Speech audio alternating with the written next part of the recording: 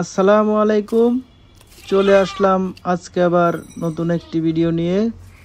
আটা খামির করব, লবণ দিয়ে নিলাম, কালো জিরা দিচ্ছি। আজকে নিমকি বানাবো তো এই জন্য কালো জিরা দিয়ে নিলাম, কিছুটা তেল দিয়ে নিচ্ছি। এখন পানি দিলাম।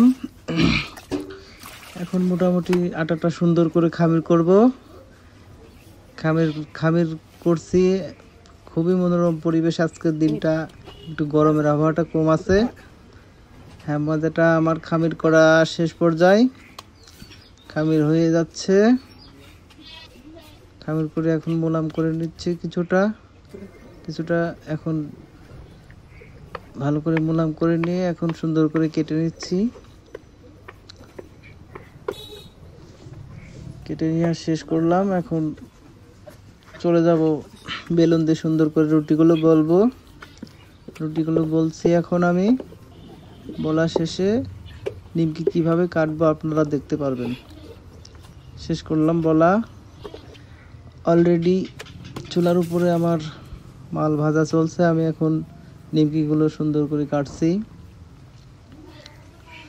সুন্দর আমি কেটে আবার আমি চুলার উপর চলে যাব। এখন বর্তমানে আমি কাটছি।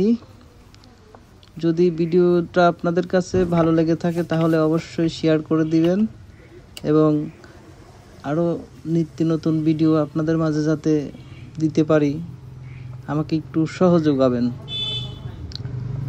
আপনাদের ভালোবাসা পেলে আরও অনেক কিছু করার আগ্রহ জাগে। নিমকিগুলো সুন্দর করে কেটে নিচ্ছি। অলরেডি কাটা শেষ আমার। আমি এখন চুলার উপর চলে যাব। সুন্দর করে কাটা হয়ে গেল। এখন চলে যাব চুলার উপরে। আসলে হ্যাঁ, আমি চুলার উপর চলে আসছি। নিমকিগুলো তেলে প্রচণ্ড হিট আছে, আমি ছেড়ে দিলাম। এখন আমি ভাজতেছি। এত সময় একজন ভাজতেছিল আমার মা। এখন আমি চুলার উপর চলে আসছি। হ্যাঁ, সুন্দর কালার হয়ে যাবে। বেগুনি কালার হলেই উঠাই ফেলবো। নাড়াচাড়া করতেছি যাতে এক পিঠ আর একটু পুড়ে না যায়। হ্যাঁ, সুন্দর কালার হয়ে গেছে। এখন আমি এগুলা উঠায় ফেলবো। হ্যাঁ, হয়ে গেছে। এখন তাড়াহুড়া করে উঠায় ফেলছি। এখন এইগুলা ভাজা কমপ্লিট করলাম। এখন আমি চলে যাব এগুলা সুন্দর করে ঝাল মশলা দিয়ে এগুলা মাখায় প্যাকেট করব। এখন চলে আসলাম, মশলা ঝাল দিচ্ছি নিমকিগুলোর উপরে সুন্দর করে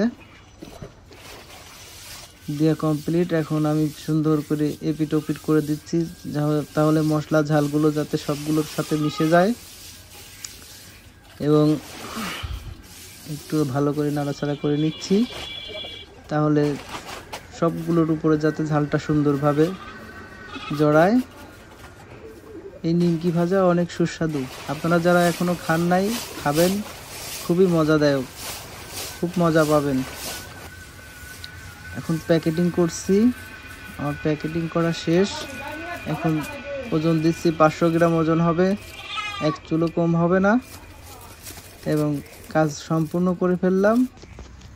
এখন প্যাকেটের মুখগুলো আমি সুন্দর করে আগুন দিয়ে মেরে নিলাম। সবাই ভালো থাকবেন, সুস্থ থাকবেন। আল্লাহ হাফেজ।